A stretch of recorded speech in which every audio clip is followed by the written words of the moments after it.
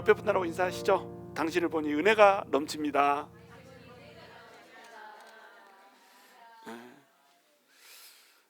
다시 한번 인사하시죠. 당신의 이름이 은혜인 줄 알았어요.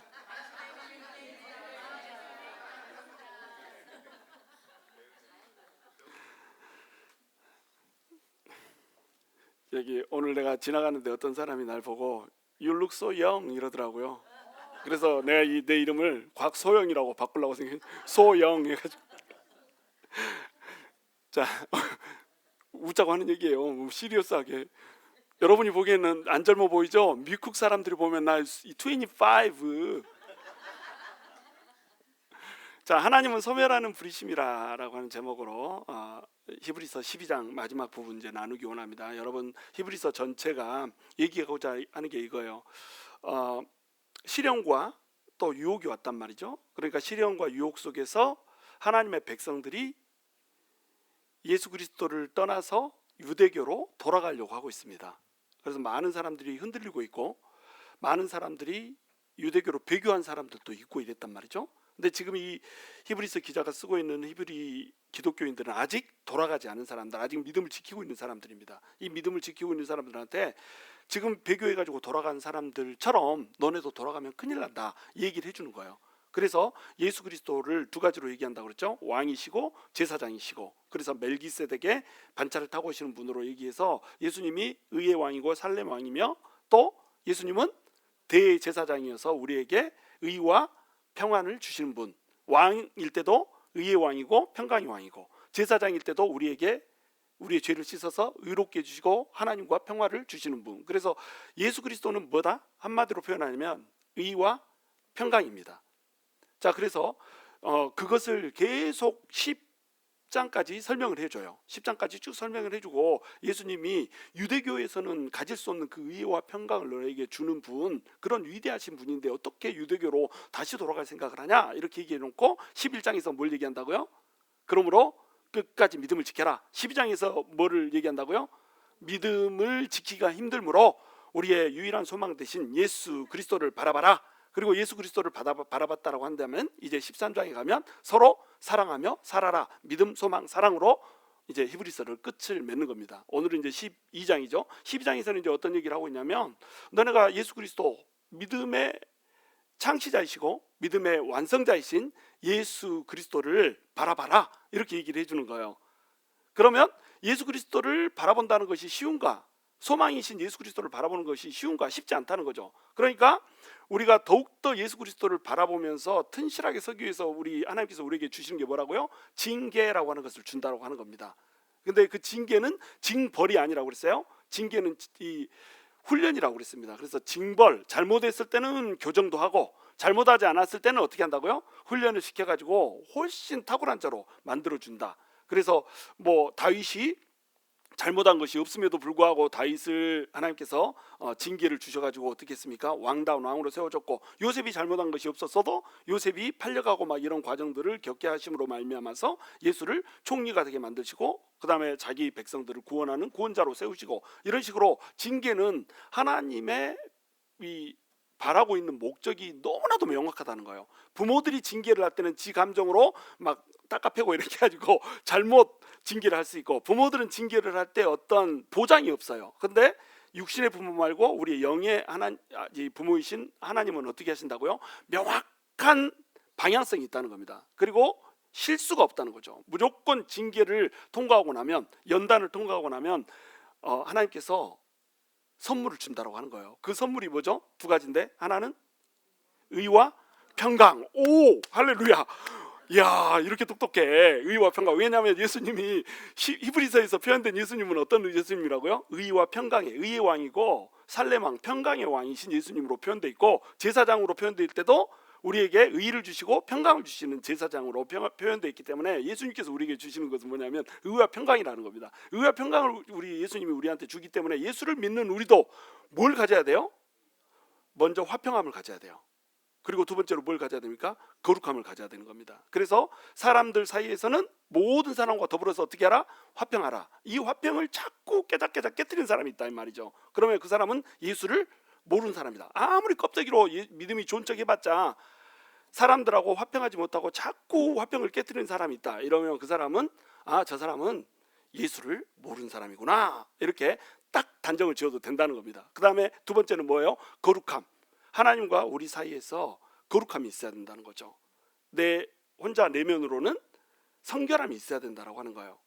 그것이 의와 평강을 우리에게 주시는 예수님을 주인으로 모시고 있는 사람이 가져야 되는 삶의 태도입니다. 그래서 우리가 화평함과 모든 사람과 화평하고 자기 스스로는 어떻게 한다? 거룩하게 살아야 된다. 이 얘기를 하고 있는 거예요. 그런데 이렇게 살지 못하게 하는 네 가지의 어떤 사람들이 있다고 그랬습니다. 이렇게 살지 못하는 네 가지의 사람. 첫 번째, 자, 지난주에 했는데도 기억을 못해요. 은혜를 받지 못하는 사람. 어떻게 해도 은혜를 받지 못하는 사람이 있다고 그랬죠. 자기가 교만해서 은혜를 받지 못하는 사람이 있고요. 은혜의 자리에 안 나와서 은혜를 못 받는 사람이 있고, 은혜를 받았으나 엎어버린 사람이 있고, 그 다음에 은혜가 임하는 자리에 왔어도 그릇을 뒤집어놨기 때문에 은혜를 못 받는 사람이 있고, 제가 네 가지로 설명해 드렸죠. 은혜를 못 받는 사람이 있습니다. 두 번째는 독초가 있어. 쓴뿌리. 지만 은혜를 못 받으면 괜찮은데 독초가 돼가지고 쓴뿌리가 돼가지고 다른 사람 또 은혜 못 받게 하고 다른 사람들이 독을 먹어가지고 아주 뻗게 만드는 이런 사람들이 있단 말이죠. 그럼 이런 사람들은 어떻게 하라고요? 쏙 뽑아내야 되는 겁니다. 이런 사람들을 교회가 방치하면 어떻게 된다고요? 교회는 망한다.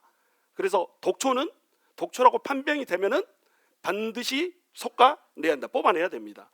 뭐 한 사람이 떠나네 어쩌네 이런 거 걱정할 필요 없고 독초면은 뽑아내는 겁니다. 독초가 아니면은 품어주고 사랑해주고 아껴주고 치료해주고, 독초면은 뽑아내고 이렇게 해야 되는 겁니다.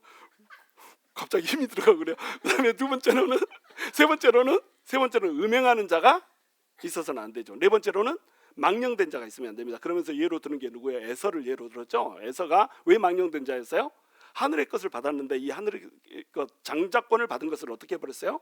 팥죽 한 그릇에 팔아버렸습니다. 그러니까 하늘의 소중한 것들을 바라보지 못하고 이 땅의 것들을 바라보고 사는 사람들이 없게 만들어야 된다라고 하는 거예요. 이 네 가지 경고를 주는 겁니다. 그리고 이제 오늘 본문에 가면 왜 우리가 그렇게 살아야 되는가? 우리가 어떤 존재이기 때문에 우리는 그렇게 살아야 되는가? 이것을 어떻게 설명하냐면 시내 산에 이른 족속과 시온 산에 이른 족속으로 이렇게 설명을 합니다. 자, 하나님께서 애굽에 있는 백성들을 데려다가 출애굽을 시키죠. 출애굽을 시켜가지고 시내산에서 뭘 줍니까?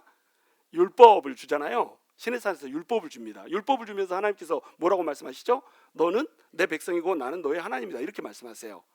그게 시내산에서 태어난 자들입니다. 시내산에서 난 자들. 그들은 뭘로 살았냐면 율법으로 살았어요. 그런데 우리는 율법으로 사는 게 아니라 뭘로 살죠? 복음으로 살죠.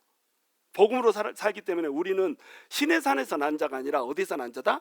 시온산에서 난 자입니다. 시내산과 시온산을 구별을 해야 되는 거예요. 근데 시내산은 눈으로 만질 수 있어요, 없어요? 눈으로 만질 수가 있어요. 근데 시온산은 눈으로 만질 수가 있어요, 없어요? 없습니다. 시온산은 천국이거든. 하늘나라거든요. 그러니까 눈으로 만질 수 없는 산이에요. 근데 시내산은 눈으로 만질 수 있는 산인데 어떤 산이면 두려움의 산입니다. 시온산은 눈으로 만질 수는 없는데 어떤 산이에요? 기쁨과 즐거움의 산이에요. 이것을 두 개를 비교하는 거예요. 너네는 시내산에서 태어난 자가 아니야. 시온산에서 태어난 자야. 우리 그 예수 그리스도를 믿으면 그 예수 그리스도를 믿는 복음으로 인해서 우리가 뭐가 됩니까? 내가 너희의 마음에 새 법을 주고 너희는 내 백성이 되고 나는 너희의 하나님이 되리라 이렇게 얘기하죠. 그러니까 복음을 줬을 때나 율법을 줬을 때나 하나님께서 하시는 말씀은 똑같습니다. 너희는 내 백성이 되고 나는 너희의 하나님이 되리라 똑같은 말씀을 하세요. 그런데 시내산에서 탄생한 자와 시온산에서 탄생한 자는 완전히 다릅니다. 왜냐하면 시내산에서 태어난 자들은 율법을 받았기 때문에 율법을 지키는 것을 통하여서 율법을 행하는 것을 통하여서 구원에 이르러야 된단 말이죠. 근데 율법을 그대로 지키면서 살 수가 있어요, 없어요? 살 수가 없어요. 그러니까 하나님 앞에 율법을 그대로 지키지 못한 것 때문에 두렵고 떨려서 아주 그 하나님 앞에 나갈 때마다 내가 안 죽어야 되는데 이러고 나갔단 말이에요. 근데 예수님을 믿는 그 복음으로 시온산에 이른 사람들은 어떻게 된다고요?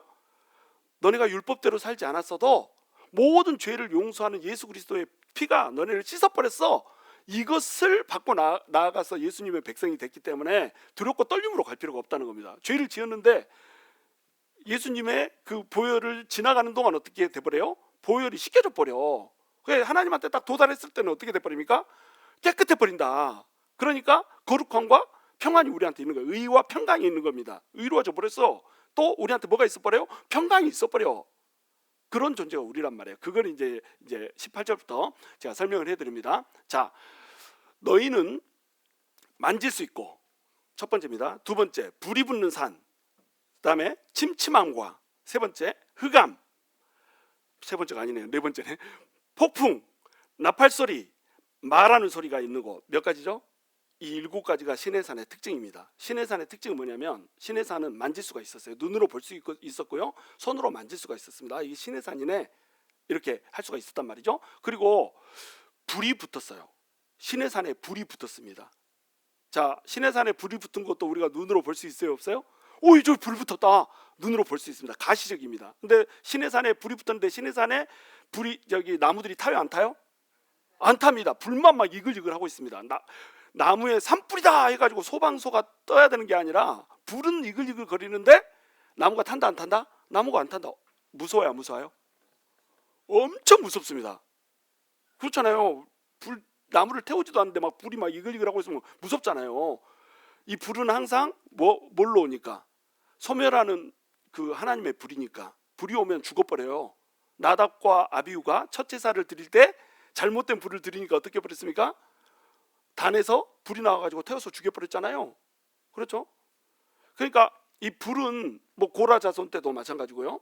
그 땅을 갈라버리고 넣어버리고 막 이렇게 했지 않습니까? 그리고 향로 250개 향로 가지고 나오라고 막 이랬는데 그 불로 태워버리고 막 이런 일들이 있잖아요. 불이 나와서 살라버리고, 호르마라고 하는 곳에서도 하나님의 진 끝에서 불이 나와서 불로 살라버리고 막 이렇게 하잖아요. 하나님은 소멸하는 불입니다. 나중에 이제 제일 끝에 24절에 나오겠지만, 하나님은 어떤 불이다? 소멸하는 불이다. 그러니까 하나님은 두려운 분이에요. 불로 태워버립니다. 어쩔 때, 죄가 있을 때, 죄를 보면은 와, 다 죄다 하고 가서 그냥 불로 혹 태워서 죄를 없애는데, 죄 끝에 누가 묻어 있어요? 우리가 묻어 있는 거예요. 죄를 타고 가다 보면 죄를 지은 우리가 있는 겁니다. 그러니까 우리가 어때요? 타버리는 거예요. 그러니까 불 붙은 산이 있다 그러면 너무너무 무서운 겁니다. 그 다음에 침침함이 있어요. 왜 침침하냐면, 이게 이제 그 개역 한글 성경에서는 어떻게 되냐면 흑운으로 되어 있습니다.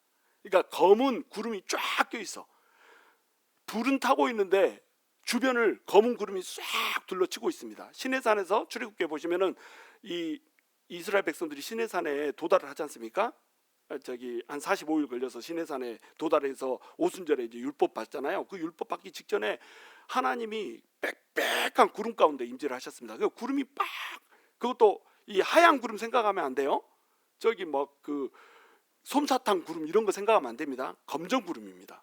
하나님의 임재의 빛을 가리는 완벽한 까만 구름이 확 흑운이 가리고 있어. 그러니까 얼마나 침침해요? 깜깜하게 아무것도 안 보여. 소리는 뻥뻥 들리는데 아무것도 안 보입니다. 무서워요, 안 무서워요? 너무너무 무섭습니다. 그리고 흑암이 있어. 구름으로 가려버렸으니까 아무것도 안 보여. 저 멀리 시내산에 불이 타고 있다, 이 정도만 보이고 나머지 주변이 깜깜합니다. 그리고 폭풍 소리가 막 들려. 확 바람이 부는데 폭풍이 부는 소리가 막 들리고, 진짜로 막 바람이 시릭시릭 불고 막 이렇게 합니다. 그 다음에 나팔 소리가 들립니다. 사람이 나팔을 불고 있는 게 아니잖아요. 이걸 천사가 나팔을 불었는지 하늘에서 그냥 나팔 소리가 사운드 이펙트로 나는지 이것은 말하고 있지만, 우리는 이것을 아마 천사가 불었을 거다 이렇게 예측하잖아요. 천사들이 막 나팔을 어마어마하게 불면서 하나님의 임재가 지금 임하고 있는 겁니다. 그러면 느닷없이 나팔 소리가 깜깜한데 난다고 생각해 보세요. 얼마나 무섭겠어요? 이 나팔 소리가 온 그냥 땅을 지축을 흔들면서 진동을 하고 있습니다. 너무너무 두렵죠. 그리고 말하는 소리가 있는데, 이 말하는 소리라고 하는 이 소리가 분명히 뭔가는 말을 하고 있는데 내용은 알 수가 없어. 막 이렇게 말합니다. 어때요? 무서워? 내가 하니까 안 무섭지. 내가 하니까 안 무섭지. 이 소리가 진짜로 들린다고 생각을 했어요. 너무 무섭습니다. 막 땅이 진동되는, 땅이 울리는 이런 소리예요. 그러니까 시내산은 너무너무 두려운 산이었습니다. 이 소리, 이런 곳에 너희가 이르지 않았다는 거예요. 그 소리를 듣는 사람들은 더 말씀하지 아니하시기를 구하였습니다. 그러니까 하나님의 음성이 들리면 우리는 어떻게 하죠? 지금 우리가 하나님의 음성이 안 들려서 난리잖아요. 그래서 많은 성도님들이 저한테 와서 질문할 때 뭐라고 질문할까요? 하나님의 음성을 듣는 법을 좀 가르쳐 주세요. 그러면 알면 나한테 가르쳐 주시오. 내가 막 이렇게 하잖아요. 우리는 하나님의 음성을 듣고 싶어 해요. 근데 이때는 시내산에서 하나님의 음성이 들리는데 그 음성을 듣는 걸 두려워했습니다.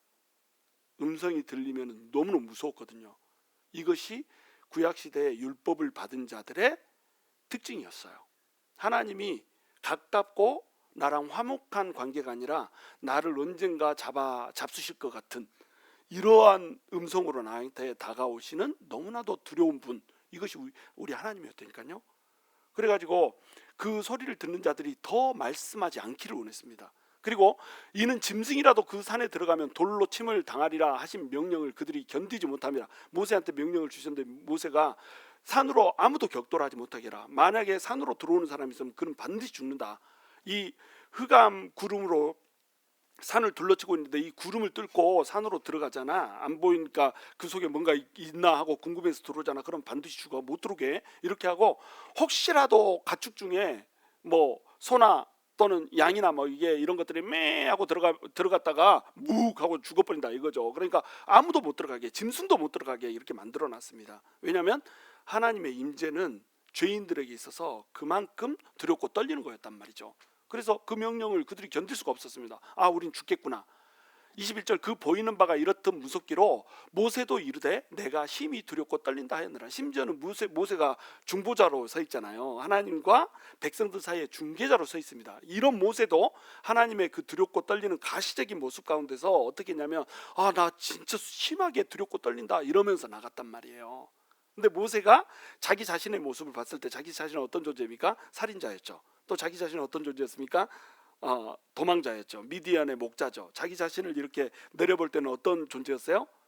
심히 두렵고 떨려서 하나님을 바라볼 수 없는 존재였죠. 근데 이 모세가 하나님께서 가까이 나오라는 소리를 듣고 눈을 들어서 딱 이 하나님을 바라보는 순간에 어떻게 돼버리죠? 두렵고 떨림이 없어지고 담대하게 하나님한테 나아갈 수 있게 됐고요. 그 시점 이후로 모세는 어떤 사람이 됩니까?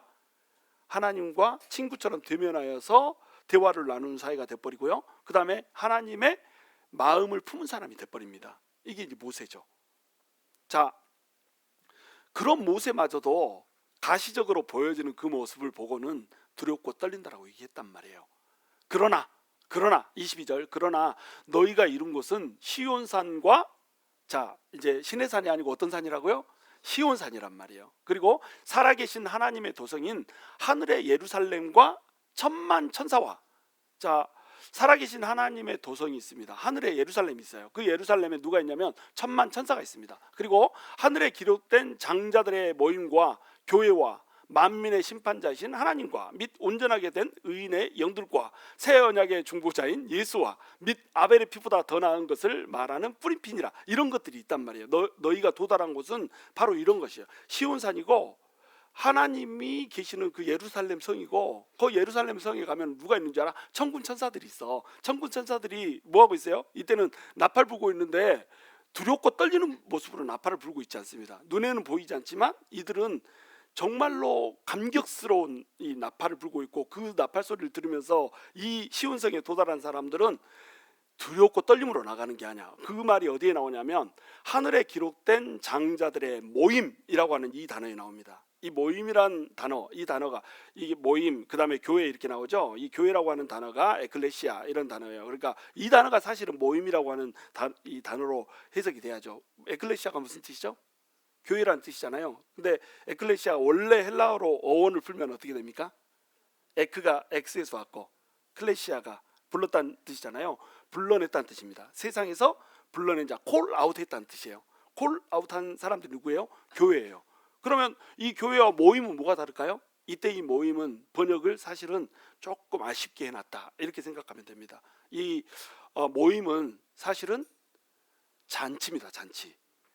장자들의 잔치와 교회와 이렇게 번역을 했어야 됐어요. 야, 이 원어가 그렇습니다. 헬라어 원어가. 자, 모임이라고 하는 것이 잔치인데 어떤 잔치냐면 열광적인 잔치입니다. 그 저기 뭐냐, 나팔바지 그 노래 아시죠? 나팔바지 뭐 이런 노래 모르나요? 또 나만 쓰레기야. 거기 보면 날라리들의 파레 막 이러면서 막 이렇게 춤추는 그런 장면이 나오거든요. 열광적인 파티, 이 여러 가지고 날라리들이 파티하듯이 그런 막 그 열광의 파티, 그런 파티를 모임이라고 얘기합니다. 그러니까 물론 여기서는 날라리들의 파티가 아니죠. 날라리들은 못 들어오는 파티예요. 그러니까 의로운 자들, 하나 예수 그리스도를 믿고 의로운 진 자들이 가서 하는 파티인데, 이 파티가 어떤 파티냐면 너무나도 감격스럽고 즐거워가지고 막 춤추고 노는 파티란 말이에요. 그냥 가가지고 두렵고 떨려가지고 하나님 너무 무섭습니다, 하나님의 음성을 들려주지 마세요, 이런 것이 아니고요. 감격이 막 넘치는, 막 춤추면서 날라리들의 파리 막 이런 수준보다 더 뛰어넘는 열광적인 파티가 벌어지는 것이 이게 뭐예요? 이게 모임이라는 단어입니다. 그러니까 어떤 곳인지 알겠죠? 그래서 여러분, 율법 시대 때 회중들이 모이면 회중들은 하나님의 임재가 나타나잖아요. 그러면 두려워서 땅에 엎드렸어요. 그리고 하나님의 음성을 우리는 듣지 못하니까 모세 당신이 듣고 우리한테 통역해 주세요, 이렇게 말했어요. 그런데 현대 예배는, 예수 그리스도가 우리의 죄를 씻고 나서 우리가 드리는 예배는 어떤 예배야 돼요? 감격의 예배가 돼야 됩니다. 그러니까 예배를 우리가 훌륭하게 드렸다 안 드렸다, 이것을 가장 잘 식별할 수 있는 그 인디케이터, 지표, 이게 뭔지 아세요? 이게 감격입니다. 감격. 예배를 드렸으면요, 감격이 있어야 돼요. 예배를 드리는 동안에 감격이 있어야 됩니다. 말씀에서도요, 말씀을 전하는 자도 감격에 넘쳐서 와, 우리 하나님이 진짜 너무너무 멋있다, 이 감격이 주체가 안 돼서 말씀을 전하고요, 말씀을 듣는 사람들도 어머머, 하나님이 그런 분이셨어, 세상에 내가 몰랐던 하나님, 알았지만 또 그렇지 아멘 아멘 하면서 동의되는 하나님, 그런 예배가 돼야 된다니까요. 예배는 감격 덩어리가 돼야 됩니다. 그래서 우리 지난주에도 봤듯이 은혜를 받지 못하는 자들이 없는지 돌아보라고 얘기하잖아요. 은혜를 받지 못하는 자들이 있으면 안 돼요. 예배는 은혜의 감격에 빠져야 됩니다. 하나님이 우리한테 해주신 것, 예수 그리스도가 우리한테 해주신 것, 그것으로 인한 감격이 우리 속에서 막 넘쳐 흘러야 된단 말이죠. 왜냐하면 우리는 시내산에 이른 것이 아니라 어디에 이르렀다고요? 시온산에 이르렀다니까요. 그러니까 예배에 감격이 있는가 없는가, 이것이 내가 진짜 예배자인가 아닌가, 이것을 바라보게 하는, 또 구별하게 하는 인디케이터예요. 예배 드렸는데 그냥 다 미지다가 이러고 앉아있다가 집에 갈 때 되면 이제 푹 깨가지고 가고, 예배 드리고 있을 때는 저 넉나간 사람처럼 이러고 있다가 예배 끝날 때쯤 되면 음식 내서 풀풀 나면 왔다 오늘은 피자인가, 왔다 오늘은 돼지볶음밥인가, 이러고 그때서야 고개 흔들고 깨어나고, 이런 예배를 드리면 이 예배에 하나님은 소외돼 버린다는 겁니다. 하나님이 임재하시는 예배고요, 하나님이 기뻐하시는 예배는 이 예배 속에 반드시 감격이 있습니다. 왜냐하면 이것이 시온의 예배이기 때문에 그래요. 이런 기쁨이 우리한테 주어졌다라고 하는 겁니다. 장자들의 모임, 그 파리, 열광의 파리가 우리한테 주어져 있는 거예요. 그리고 그들이 모여 있는 것이 바로 우리 교회고, 그리고 교회와 만민의 심판자, 이 만민뿐만 아니라 교회까지도 심판하시는 그 심판자 하나님이 계시는 곳, 그곳이 또 시온산이죠. 그렇죠? 우리도 심판을 받습니다. 그런데 요한복음 5장 24절 보면 우리는 심판에 이르지 않는다고 그래요. 그럼 심판을 받는다고 했다가 심판에 이르지 않는다고 했다가 무슨 말이에요? 심판대 앞에는 서지만 심판이 우리한테는 없어요. 그러니까 우리가 감격이죠. 예수 그리스도의 피가 우리한테 해준 것이 감격. 심판대 앞에는 서나 우리가 심판은 받지 않아요. 근데 심판대 앞에서 우리는 뭐 해야 됩니까? 각 사람이 자기의 행위를 자백해야 되는 겁니다. 줄줄줄줄줄 계속 내가 뭐 하다 왔는지, 내가 예수를 얼마나 사랑했는지, 예수를 사랑해야 되는 시간이 얼마나 시간을 허투루 보냈는지 전부 다 내 입으로 줄줄줄 말해야 된단 말이에요. 너 그때 뭐 하다 왔냐? 생명성교회에서 예수 믿으면서 너 뭐 하다 왔냐? 이러면 여러분 뭐라고 대답할 거예요? 내가요 7월 4일인데도 불구하고 줄라이 4에 세상에 나와가지고 BBS 준비한다고 장식을 했다니까요. 이것을 누구 입으로? 내 입으로 직고합니다. 장식하고 있는데 내가 그거 꼴보기 싫어가지고 뒤에 쫓아다니면서 장식품들 달랑달랑 떼고 다녀버렸거든요. 이런 사람이 있다면 이런 것도 다 직고해야 됩니다. 뭘 했는지 전부 다 말해야 돼. 너무너무 두려운 하나님입니다. 그 두려운 하나님이 우리 가운데 찾아올 때 시온의 하나님이기 때문에 두려움 대신에 감격을 주시면서 우리한테 왔단 말이에요. 그러나 그럼에도 불구하고 우리는 심판대 앞에 반드시 서야 됩니다. 자, 그것을 이제 다음에 설명할 텐데 24절 일단 먼저 보고 넘어갑니다. 24절, 새 언약의 중보자이신 예수와 및 아벨의 피보다 더 나은 것을 말하는 뿌린 피니라. 자, 새 언약, 이건 신약이죠. 그러면 새 언약이 있으면 어떤 언약도 있어요?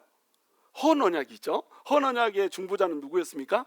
모세였죠. 근데 모세도 어떻게 했어요? 하나님의 임재 앞에 서서 내가 심히 두렵고 떨리노라, 무서워 죽겠다. 야, 너 그만 무섭냐? 나도 무섭다. 이렇게 모세가 했다는 거예요. 근데 우리 예수님은 어떤 예수님이라고요? 새 언약의 중보자라는 겁니다. 새 언약의 중보자가 어떻게 했어요? 피를 뿌려버렸어요. 우리한테 피를 뿌려버렸습니다. 그 피가 누구의 피보다 나아요? 아벨의 피보다 낫다는 거예요. 그러면 아벨의 피는 어떤 피죠? 아벨의 피는 오난의 피입니다. 이 가인이 아벨을 돌로 쳐서 죽이잖아요. 그리고 아벨이 피를 흘렸잖아요. 그러면 아벨의 흘린 피가, 하나님이 뭐라고 말씀하세요? 아벨의 흘린 피가 나에게 소리쳐 외치느니라, 이렇게 얘기하죠. 아벨의 피가 나한테 소리쳐 외치느니라. 아벨의 피가 뭐라고 땅에서 소리쳐 외쳐요? 나를 죄도 없이 돌로 쳐서 죽여버렸어요. 이 원수를 반드시 갚아주세요. 이렇게 소리를 친다는 거예요. 아벨의 피는 어떤 피냐면 신원의 피입니다. 신원을 해달라고 탄원하는 피예요. 그리고 아벨의 피는 어떤 피냐면 이 신원을 하나님께서 듣고 저주하는 피입니다. 그래서 가인이 아벨을 돌로 쳐 죽이기 전에 왔다 빵빵하네요. 세상은 빵빵거려도 우리는 감격이 넘치는 예배를 드리는 걸로. 자, 아벨이 가인에 의해서 돌로 맞아 죽기 전에 아담과 하와가 범죄를 했잖아요. 아담과 하와가 범죄를 할 때는 이 땅이 어떻게 됐습니까? 가시와 엉겅퀴를 내게 됐어요. 그렇죠? 진료와 형극을 내게 됐습니다. 그런데 가인이 아벨을 돌로 쳐서 죽이고 나서 그 아벨의 피가 하나님한테 막 소리쳐서 신원해 달라고 온통하게 소리를 지르니까 하나님께서 이 땅을 어떻게 했습니까? 이 땅이 저주를 받아서 너희가 수고하여도 이 땅이 결실을 맺지 않을 거다. 땅이 저주를 받아버렸습니다. 아담과 하와가 범죄를 했을 때도 땅이 저주를 받았어요. 아담과 하와가 저주를 받은 게 아니라 땅이 저주를 받아버렸습니다. 그래가지고 그 가시나무와 진료, 형극 뭐 이런 것들을 내버렸잖아요. 그런데 아벨이 돌로 맞아서 죽었을 때는 그 피가 하나님한테 외치니까 땅이 수고를 해도 아무리 갈아도 열매를 제대로 맺지 못하는 땅이 되어버렸다는 거예요. 그러니까 아벨의 피는 어떤 피예요? 아벨의 피는 저주의 피고 또 신원하는 피고 원수를 되갚는 피고 이런 피입니다. 그러니까 이 피에 속해 있는 사람은 어떻게 했어요? 우리가 죄를 지었어. 우리가 죄를 지으면 이제 형제를 미워하는 마음만 품어도 우리는 어떤 자니라? 살인한 자니라, 이렇죠? 그럼 우리가 형제를 미워하는 마음을 품어버렸으면 어떻게 됩니까? 형제의 피가 땅에 흘렀어. 그러면 형제의 피가 땅에서 어떻게 합니까? 신원을 해. 얘가 피를 흘렸어요. 나를 미워함으로써 나를 죽이게 해가지고 내가 피를 흘렸어요. 이렇게 신원을 한다는 거예요. 그럼 우리가 어떻게 됩니까? 저주 아래 놓이게 된다는 거예요. 근데 이 저주를 누가 받아버렸어요? 예수 그리스도가 받아버리고 예수 그리스도가 피를 흘려버렸습니다. 그러니까 아벨의 피는 저주하는 피인데 예수의 피는 어떤 피예요? 우리한테 있는 저주를 씻어버리는 피란 말이에요. 이 피를 우리가 가졌다는 겁니다. 예수가 오기 전까지는 모든 피는 어떤 피냐면 신원하는 피고 저주하는 피였어요. 근데 예수가 오면서 저주를 축복으로 바꿔버리는 피가 와버린 겁니다. 이것을 누가 받았어요? 시온산에 이른 우리가 받았다는 거예요. 시내산에 이른 사람들은 어떻습니까? 아벨의 피 아래 있었습니다. 죄를 지으면 응당한 대가를 받아야 됐어요. 죄를 지으면 저주를 받아야 됐어요.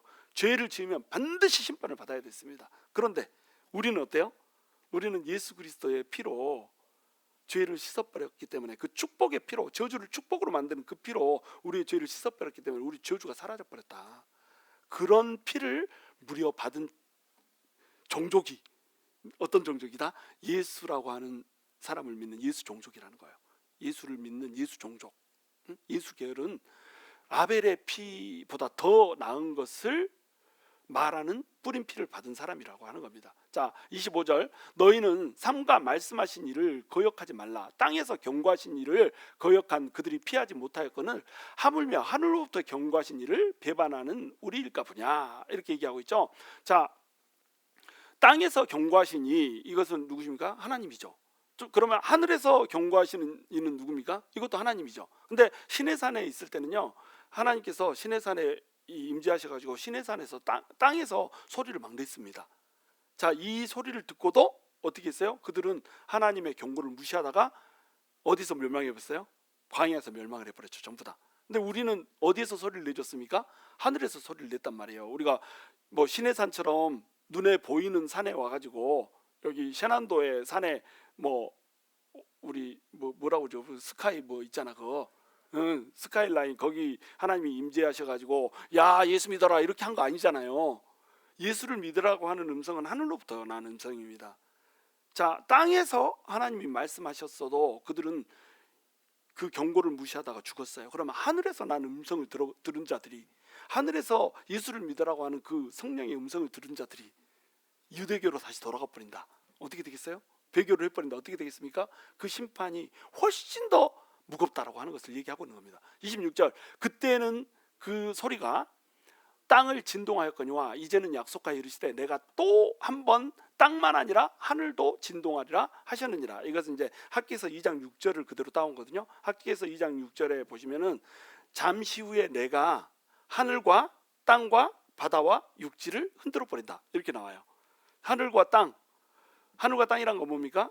태초에 천지를 창조할 때 하늘과 땅을 분리를 시켰잖아요. 그것이 하늘과 땅입니다. 이 땅은 바다도 있고 물도 있고 강도 있고 다 있는 땅이죠. 근데 이 땅에 물이 덮여 있는 땅을 어떻게 했습니까? 바다와 육지로 나누셨죠. 그래서 하늘과 땅 나눠진 거, 그 다음에 바다와 육지 나눠진 거, 이것을 하나님께서 곧 흔들어 버리겠다라고 어디에 나와 있다고요? 학개서에 나와 있다는 거예요.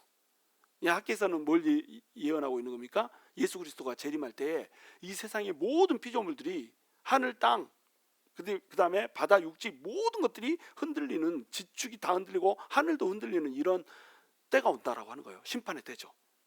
그 말씀을 그대로 인용해 가지고 그때는 그 소리가, 그때는 언제예요? 시내산에 율법 받을 때 그 소리가 땅을 진동해서, 땅만 진동했습니다. 땅이 막 울렸습니다. 우르릉 쾅쾅 하면서 땅을 흔들어 버렸어요. 그러니까 백성들이 어땠습니까? 어마어마하게 무서워했습니다. 그런데 이 심판이 그때만 있었던 게 아니란 말이에요. 그 죄를 정죄하는 정죄가 이때만 있었던 게 아니라는 겁니다. 이제는 어떤 시대가 오는 거예요? 또 한 번 흔들 텐데 어떻게 흔들어 버린다? 하늘과 땅을 다 같이 흔들어 버린다니까요. 왜냐하면 시내산에 준 율법보다 예수 그리스도의 피가 더 귀중한 거란 말이죠. 아벨의 피보다 예수 그리스도의 피가 더 귀중한 거란 말이죠. 땅에서 그저 그 죄를 깨닫게 하는 율법 정도 준 것, 이 정도 가지고도 땅을 흔들어 버리는 진동이 있었고, 그것으로 인해서 율법대로 살지 못하면은 전부 다 멸망하게 되는 이런 하나님의 심판이 있었는데, 예수 그리스도의 피값을 들여가지고 교회를 사주면서 예수 그리스도의 피를 흘리게 하면서까지, 하나님의 피를 흘리게 하면서까지 구원을 하겠다라고 하나님께서 손을 뻗어 주셨는데, 이것을 거부해 버리면 그때는 하나님이 땅만 흔는 게 아니라 하늘과 땅을 전부 다 흔들면서 와버린다, 이 얘기를 하고 있는 거예요. 어때요? 무섭죠? 여러분, 우리가 이런 오해를 많이 합니다. 구약의 하나님은 무서운 하나님, 신약의 하나님은 굉장히 나이스한 하나님, 이렇게 생각하죠. 이거 큰 오해입니다. 신구약을 통틀어서 지옥에 대해서 제일 많이 설교를 하신 분이 누구예요? 예수님입니다. 예수님은 장차 올 심판에 대해서 시도 때도 없이 경고하셨습니다. 심지어는 나는 구원하러 왔다라고 얘기하시면서도 이 구원을 너네가 받아들이지 않으면 벌써 심판을 받은 거라고 얘기합니다. 반드시 와서 이 세상 임금을 전부 다 쓸어내고, 그와 붙어있는 자들 전부 다 쓸어내고 나에게 속한 자들만 구원을 시키겠다라고 하는 약속을 예수님이 수도 없이 말씀을 하십니다.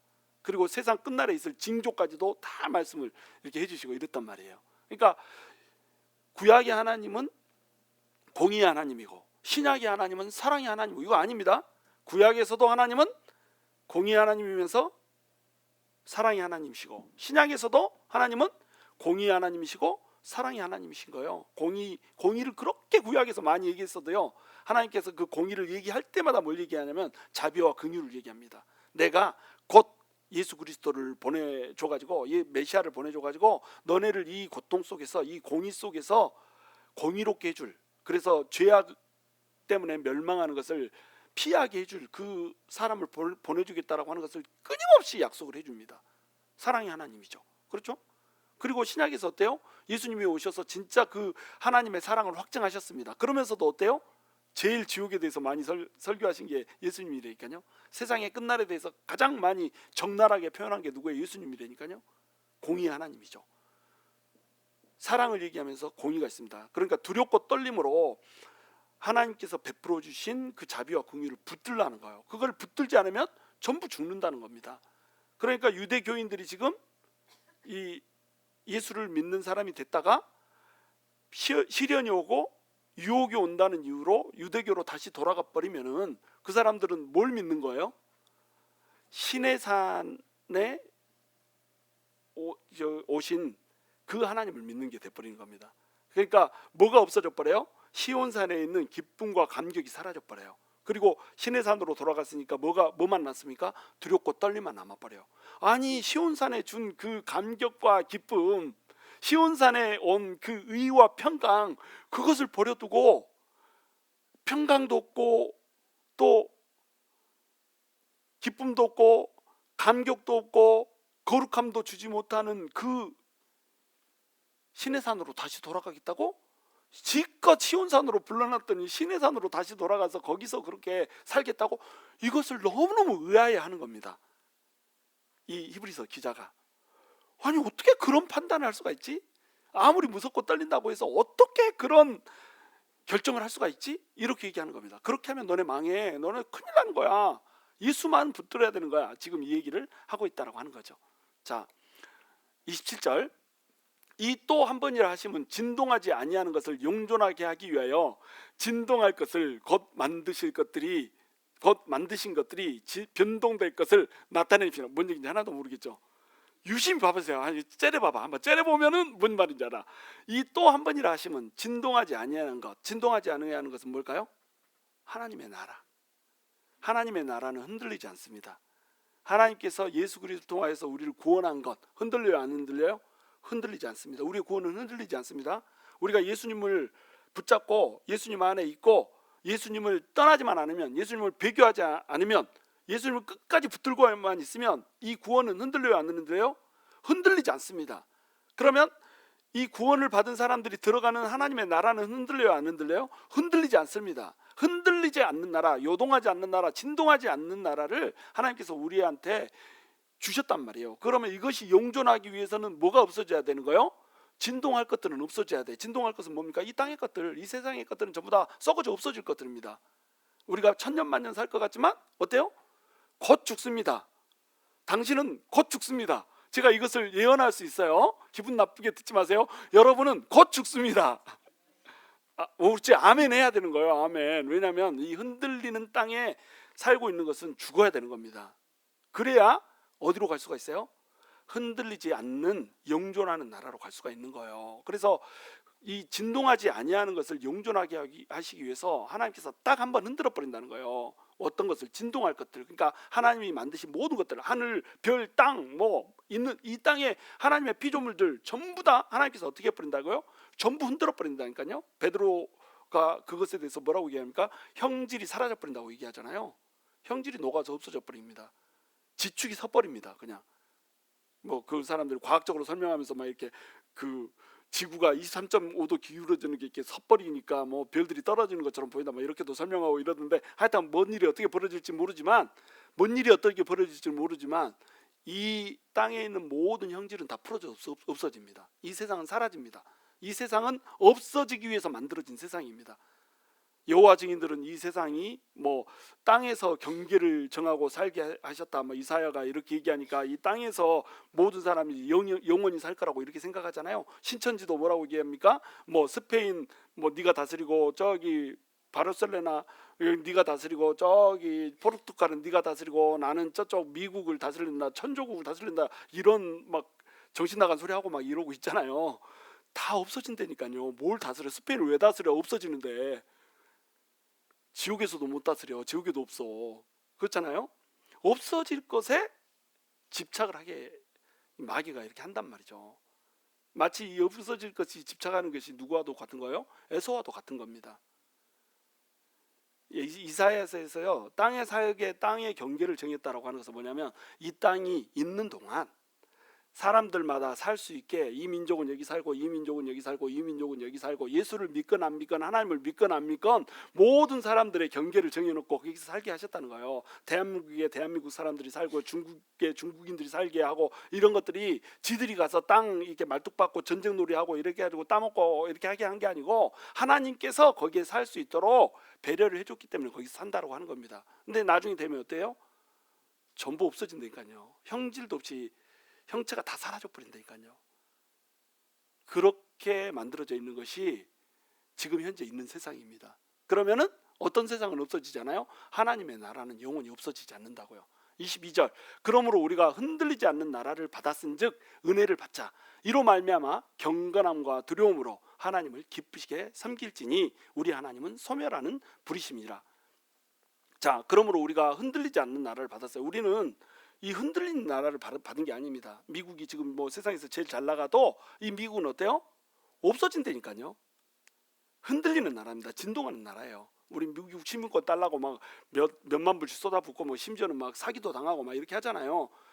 그래가지고 따면 어떻게 합니까? 아이고 참새가 드디어 독수리 됐다 막 이렇게 하면서 기뻐하잖아요. 그래봤자 곧 죽습니다. 안 죽으면 이 세상이 형질도 없이 사라집니다. 근데 흔들리지 않는 나라가 있어요. 그 나라는 어떤 나라입니까? 하나님의 나라. 우리가 믿고 하나님 예수님을 의지했기 때문에 예수님을 신뢰했기 때문에 가게 되는 그 나라는 흔들림이 있어요, 없어요? 흔들림이 없어요. 마치 어떤 나라와 같냐면 막 여기저기 하늘이 흔들려서 지진이 일어납니다. 그래서 전부 다 무너져 나가는데 딱 안 무너지는 땅이 하나 있다니까요. 거기에 우리 서 있는 거예요. 나머지는 다 무너지는 거 우리가 보고 있습니다. 여기는 절대 흔들리지도 않아. 그렇게 지진이 치고 막 여기서 막 없어지고 난리가 나고 전부 다 무너져서 뽁싹 쓰러져 없어지는데 내가 서 있는 이 나라는 없어지지 않고 흔들리지도 않고 그냥 평온하게 있다니까요. 그게 어떤 나라예요? 그게 하나님의 나라라는 겁니다. 그 나라를 세상에 우리가 뭘로 받았어요? 선물로 받았습니다. 흔들리지 않는 나라를 공짜로 받았습니다. 우리가 돈 내고 페이하고 받은 게 아니에요. 공짜로 받았습니다. 페이는 누가 있어요? 예수님이 있습니다. 우리 식당에서 밥 먹고 있는데 돈 계산하려고 가서 지갑을 딱 빼려고 하는데 저 옆쪽 테이블 저분이 계산하셨어요. 그러면 얼마나 감사해요? 공짜 밥 먹어가지고. 그렇죠? 그럴 줄 알았으면 좀 비싼 거 시킬 걸. 속으로 이 생각하면서 하잖아요. 우리 예수님이 갚아버렸습니다. 흔들리지 않는 나라에 대한 값을 예수님이 치러버렸어요. 그러니까 우리는 어때요? 그 나라를 그저 공짜로 받아 누리면 됩니다. 이것을 두 글자로 뭐라고 그래요? 은혜라고 부르는 겁니다. 그러므로 우리가 뭘 받자? 은혜를 받자. 은혜를 받자. 흔들리는 나라를 은혜로 받자. 예수를 믿었으니까 우리 흔들린 나라 은혜로 받았는데요. 그게 아니고 그 나라에 있는 모든 풍성한 것들을 은혜로 받자는 거예요. 하나님께서 흔들리지 않는 나라, 예수 믿고 천국 간다는 그 은혜만 준 게 아니고 오늘날에도 쏟아 부어지는 은혜를 우리한테 부어주고 계신다. 그 은혜 받자는 거예요. 그 은혜 밖에서 허덕이지 말고. 그러니까 우리가 저기 뻥뻥 불꽃놀이 터지고 있는데도 불구하고 은혜 받자고 여기 와 있잖아요. 그렇잖아요? 어때요? 은혜가 넘치지 않습니까?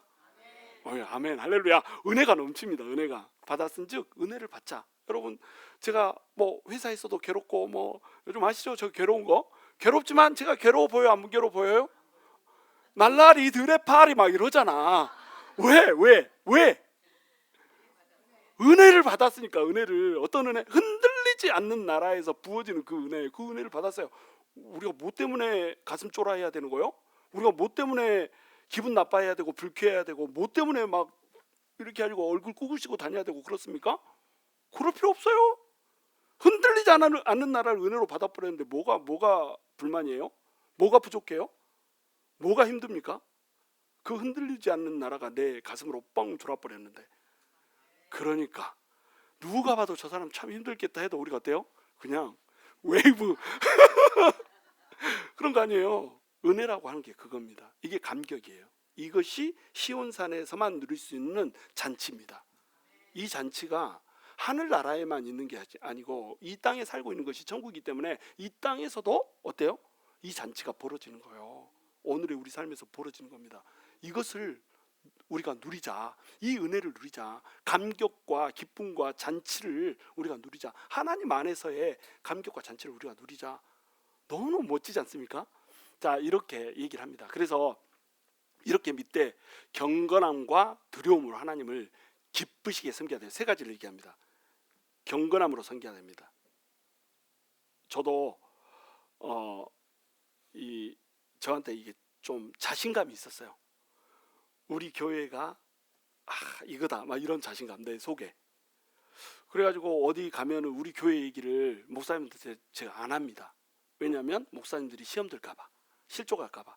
너무 그렇게 좋은 교회, 제가 목회 경력도 짧고 뭐 경험도 없고 그렇다고 뭐 특별하면 기도를 많이 하는 것 같지도 않고, 근데 왜 이렇게 복을 줬어 나한테? 그렇게 생각하면서 자기 신세를 비탄해야 할까봐 내가 얘기를 안 하고 다니는 그런 이렇게 약간 높은 마음이 있었단 말이죠. 하나님이 그거를 싫어하세요. 약간 높아져 있는 마음, 이런 마음 싫어하시고요. 또 어떤 걸 싫어하시냐면, 내가 이전부터 지었던 죄악들 있잖아요. 목회자임에도 불구하고 지었던 죄악들, 여러분한테 차마 말 못해 지었던 죄악들, 그러다가 막 큰 죽을 죄를 지고 뭐 이런 건 아니야. 감옥 갈 죄를 지고 이런 건 아닌데, 나만 아는, 주님과 나만 아는 그 은밀한 죄악들 있잖아요. 그 죄악들을 하나님이 주마등처럼 스쳐가게 하세요. 그러니까 우리는 지금 어떤 단계에 있냐면 하나님의 징계 가운데 있다, 이렇게 생각하면 돼요. 제가 하나님의 징계 가운데 있습니다. 그리고 우리 교회도 하나님의 징계 가운데 있습니다. 근데 하나님의 징계는 어떻다고요? 목적지가 명확합니다. 그 목적지에 뭐가 있다고요? 의와 평강이 있습니다. 다 외웠어. 의와 평강이 있습니다. 그러니까 우리는 이 징계 속에서 어떤 사람이 되면 돼요? 모든 사람과 평화하고 내 내면에는 거룩함이 있는 사람으로 변하면 돼요. 그것을 어떻게 이루냐? 경건함으로 이루어야 됩니다. 또 어떻게 이루느냐? 두려움으로 이루어야 됩니다. 그러니까 나는 잘했고 저들은 못했고, 나는 떳떳한데 저들은 못했고, 이런 마음으로는 안 돼요. 우리 어떤 마음을 가져야 되냐면, 어떤 상황에서도 이것은 하나님의 징계다. 어떤 힘든 일이 다가왔다 그러면 이것은 하나님의 징계다. 징계에는 어떤 역할이 있다고요? 교정과 그 다음에 훈련의 역할이 있습니다. 그때 가장 안전한 방법, 회개입니다. 온 성도들이 우리 교회가 징계 안에 들어가 있다고 한다면, 징계라고 하는 게 징벌은 아니라고 그랬어요. 훈련 가운데 있는 거라고 한다면, 하나님께서 우리를 어디로 끌고 가고 싶은 거예요? 더 높은 단계로 끌고 가고 싶은 겁니다. 부흥을 준비하게 하고 싶은 겁니다. 더 성장하게 하고 싶은 거예요. 우리 교회를 통해서 더 많은 사람들이 치유받고 은혜 받는 그런 교회를 하나님께서 우리를 만들고 싶어 하는 거예요. 그런 교회를 만들려면 우리가 어떻게 해야 된다? 경건함을 가져야 됩니다. 깨끗함을 가져야 돼요. 우리 안에 있는 모든 죄악들을 회개해야 됩니다. 그리고 또 뭘 가져야 돼요? 두려움을 가져야 됩니다. 우리가 예수 믿었으니까 예수 안에서 자유하라, 맞는 말이죠. 근데 하나님은 두려우신 분입니다. 그러니까 우리 주님이 시내산에서는 땅만 흔들었지만 장차 우리 주님께서 다시 오실 때는 하늘과 땅을 전부 다 진동시킨다라고 하는 것, 그 하늘과 땅을 진동시키는 앞에서 내가 서 있는 나라는 흔들리지 않는 나라지만 나 역시 심판대 앞에서 그 두렵고 떨림으로 하나님 앞에 모든 우리의 행위를 우리의 입으로 직고해야 된다라고 하는 거예요. 이것만큼은 변함이 없다라고 하는 거예요. 그리고 우리의 징계는 언제 온다고? 우리의 징벌은 언제 온다고요? 우리가 이 땅에 살아있는 동안에 옵니다. 한 오리도 우리가 죄를 지으면 이것을 피해갈 수 없습니다. 왜냐하면 예수님께서 다시 오셔서 심판할 때 심판대 앞에 서긴 하지만 우리가 심판 안 받잖아요. 그러니까 하나님께서 언제 심판하세요? 우리가 이 땅에 살아있는 동안에 하나님이 우리를 심판하십니다. 그게 그리스도인이에요. 그래서 우리 저주의 물 민수기에서 배웠잖아요. 저주의 물이 어떻게 합니까? 그 물을 마시면은 저주의 물이 넓적다리에 힘을 빠지게 하고 배가 막 창자가 불어 터지게 이렇게 만들게 한다고 그러잖아요. 그것이 죄악에 대한 값을 설명하는 겁니다. 우리 그리스도인들이요, 율법의 시대를 살고 있지는 않지만 예수를 믿었고 심판에 이르지 않기 때문에 예수님께서는 우리를 경건한 곳에 이르기 위해서, 거룩한 곳에 이르게 하기 위해서 예수님께서 우리를 어떻게 하시냐면 죄를 이 땅에서 갚게 하십니다. 회개하지 않으면, 돌이키지 않으면 우리는 넓적다리가 말라지고, 제일 처음에 죄를 질 때는 짜릿하고 좋아요. 시간이 지날수록 죄를 버리지 않잖아요.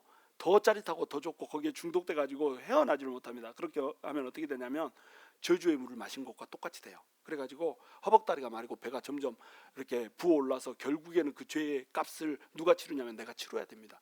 그리고 나면 이제 전부여 의지 없어 손 들고 옵니다, 이렇게 되는 거예요. 그렇게 되기 전에 어떻게 해야 된다고요?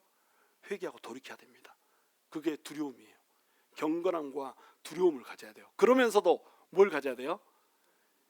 하나님을 기쁘시게 섬겨야 돼요. 하나님을 섬길 때 어떻게 섬긴다? 하나님이 기뻐하게. 하나님이 이렇게 하면 하나님이 기뻐하실까? 이렇게 하면 하나님이 기뻐하실까? 어떻게 하면 하나님이 기뻐하실까를 연구하며 섬겨야 됩니다. 우리가 어떤 행동을 할 때 이렇게 하는 것이 진짜로 하나님이 기뻐하시는 행동일까? 라고 하는 것을 늘 질문하면서 행동을 해야 된다고 하는 거예요. 왜요? 우리 하나님이 소멸하는 불이니까. 여러분, 물과 불의 차이가 뭔지 아세요? 물과 불의 차이. 자, 우리가 그릇이라고 생각해 봅시다. 이런 스텐 그릇이라고 생각을 해보세요. 스테인레스 그릇이라고 생각을 해보세요. 이런 그릇이야. 그럼 물이 이 스테인레스 그릇에 부어지면 어떻게 됩니까? 물은 그 그릇에 자기를 맞춰서 자기를 변형시켜서 그릇에 담겨집니다. 이것이 성령의 생수입니다. 성령의 생수는 우리한테 임할 때 우리의 있는 모습 그대로, 우리가 어떤 모습이건 상관없이 우리한테 들어와가지고 우리 안에 내주를 하십니다.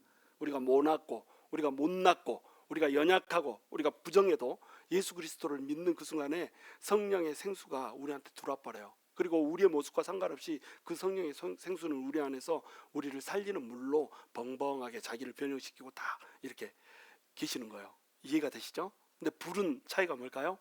불은 그릇을 변형시킵니다. 물은 물이 변형해서 들어와요. 근데 성령의 불이다 할 때 이 불은요, 나를 변화시킵니다. 내 안에 부정한 것을 태워버려요. 그래서 여러분, 금을 담글 때 담금질에서 빼고 막 이렇게 하잖아요. 금을 불에다 담굽니다. 그럼 어떻게 되죠? 불순물이 다 타. 그렇게 해서 얻은 것이 금이에요. 그러면 이것을 또 넣어가지고 또 불에 태워. 그러면 또 아직 제거되지 않은 불순물이 제거가 되죠. 이거를 14번을 반복을 하면 이게 뭐예요? 14K가 되는 겁니다. 이걸 18번을 반복하면 이게 뭐가 돼요? 18K가 되는 거예요. 이걸 24번을 반복하면 순금. 이걸 24K 이러고 있으면 안 돼. 이거를 순금이라고 부르는 거예요. 그러면 순금이 같이 있는 이유는 뭐예요? 순금이 같이 있는 이유는 용도가 좋기 때문이 아니에요. 순금을 어디다 씁니까? 여러분, 순금 어디다 쓰세요? 반지 만드는 데 쓰잖아요. 14K보다 순금 반지가 어때요? 가치가 있죠. 그러니까 뭐가 가치 있는 거예요? 퓨어한 게 가치 있는 겁니다. 퓨어한 게. 그러니까 하나님께서 소멸하는 불이다 이럴 때는 구약 시대에서는 이게 어떻게 쓰였냐면 죄가 있으면 전부 다 태워버린다는 거예요. 근데 우리가 죄를 속감받지 못했기 때문에 죄를 지으면 우리는 죽어버렸습니다. 소멸하는 불이었어요. 신명기 4장에서 하나님은 소멸하는 불이시다, 질투하는 불이시다, 우상 숭배하면 다 죽는다, 이렇게 하나님 말씀하셨습니다. 근데 히브리서에서 우리 하나님은 소멸하는 불이십니다 이렇게 얘기할 때도 어떤 걸 얘기하고 있어요? 너네 죄가 있으면 죄를 찾아가서 내가 태운다, 이런 말을 하고 있는 거예요. 그런데 예수 그리스도를 우리가 받아들이고 나서부터 이 소멸하는 불은 좀 다릅니다. 어떻게 다르냐면 우리의 안에 있는 죄만 태워요. 우리를 태우지 않습니다. 우리를 정결케 하기 위해서 14K 금을 14번을 더 집어넣었다 빼면서 순금으로 만들듯이 그렇게 우리를 연단시키는 거예요. 우리 하나님, 우리 아버지니까 우리에게 징계를 줘서 그 아들을 연단시켜 가지고 어떻게 만드는 거예요? 순금으로 만드시는 거예요. 그게 소멸하는 불입니다. 그리고 소멸하는 불은 또 어떻게 해요? 변형시켜 버린다니까. 우리의 모습이, 우리가 종지기가 이만해집니다. 이만합니다. 근데 우리한테 어마어마한 은혜를 부어주고 싶어요. 근데 은혜를, 소주컵에다가 은혜를 부어주면 어떻게 되겠어요? 아무리 은혜를 한 바가지를 부어줘도, 폭포수처럼 은혜가 쏟아져도 은혜는 얼만큼 받아요? 소주컵만큼 받는 겁니다. 그리고 딱 마시고 아따 소맥이네 이렇게도 말을 못해. 왜? 소주잔이잖아. 소맥 탈 때 맥주잔에다 타지 소주잔에다 안 타잖아요. 소맥도 안 돼. 이게 무슨 얘기가 되시죠? 그러면 우리 하나님께서는 이걸 어떻게 해야 되겠어요?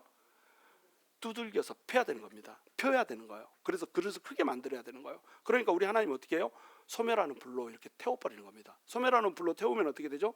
이것을 두들겨 펴가지고 넓힐 수가 있는 거죠. 소멸하는 불로 태우면 어떻게 돼요? 아파요. 아픈데 어떻게 되죠? 우리는 커져버리죠. 그렇죠? 자, 이렇게 이 소멸하는 불인데, 하나님이 소멸하는 불인데, 이 소멸하는 불로 와가지고 우리를 막 태우고 이렇게 하면 우리가 순금도 돼버리죠. 작은 그릇들이 큰 그릇도 돼버리죠. 이렇게 하면서 우리가 어떤 그릇이 돼버려요? 생명의 그릇으로 돼버립니다. 생명이 담기는 그릇으로 돼버려요. 이것이 이 신약 시대에 우리에게 있는 소멸하는 불입니다. 그러니까 이 소멸하는 불은 또 동시에 어떤 불이 되겠어요? 소성하는 불이 되는 겁니다. 구약 시대에 소멸하는 불은 어떤 불이었어요? 죽이는 불이었습니다. 그저 태워 없애는 불이었어요. 근데 예수 그리스도가 오시고 난 다음에 우리한테 흔들리지 않는 나라가 옴으로써 이 소멸하는 불은 어떤 불이 되어버렸어요? 소멸하는 불이면서 동시에 소성하는 불이 되어버렸어요. 이렇게 멋진 일을 우리 예수님이 해주셨습니다. 그러니까 우리가 주님 앞에 섰을 때, 주님 앞에 서서 신앙생활을 할 때에 어떻게 신앙생활을 해야 된다는 거예요? 경건함과 두려움과 하나님을 기쁘게 섬기는 것이 어떤 방법이 있을지를 고민하면서 섬기라는 거예요. 그렇지 않으면 우리가 깨끗하지 않은 그릇이기 때문에, 또는 우리가 종지기처럼 은혜 받지 못할 그릇이기 때문에 소멸하는 불인 하나님의 불이 임한다는 겁니다. 그럼 하나님이 불이 임하면 우리는 망했나? 그렇지 않다는 거예요. 망한 것이 아니고 하나님께서 그 불로 지펴가지고 우리를 크게 만든다라고 하는 겁니다. 더 순결하게 만든다라고 하는 거예요. 더 가치 있게 만든다라고 하는 거예요. 근데 소멸하는 불이 오기 전에 우리가 정결해 주면 어떻겠어요? 소멸하는 불이 오기 전에 우리가 두렵고 떨림으로 경건해져 버리면 어떻겠어요? 소멸하는 불이 우리한테 닿기 전에 우리가 하나님을 기쁘시게 할 것이 뭔가를 고민하면서 훨씬 더 큰 그릇으로 하나님이 주시는 것들을 받아버리면 어떻게 되겠어요? 그 소멸하는 불로 우리를 지질 필요가 없는 겁니다. 무슨 얘기인지 이해가 되시죠?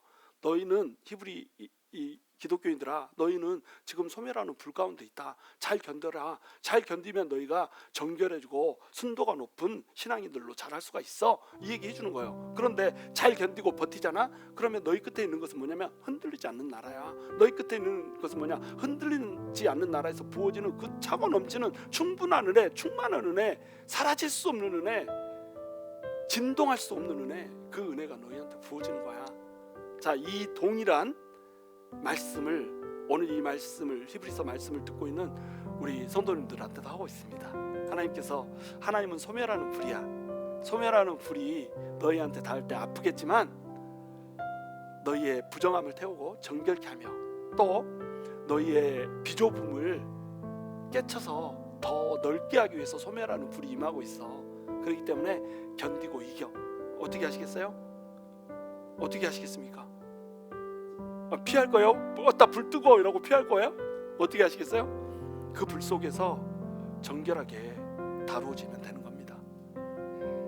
자, 그 불이 임하기 전에 여러분 어떻게 하시면 되겠어요? 알아서 회개하고 돌이키고 경건하고 두려워하며 기쁘시게 할 것이 무엇인지를 고민하여서 정말로 하나님께서 찾으시는 그 한 사람이 돼야 되지 않겠어요? 그 순도 높은 한 사람, 더 이상 소멸하는 불 가운데 던져서 불순물을 태우지 않아도 될 그런 사람으로 되면 좋겠잖아요. 저와 여러분이 오늘 그걸 간구할 수 있었으면 좋겠어요.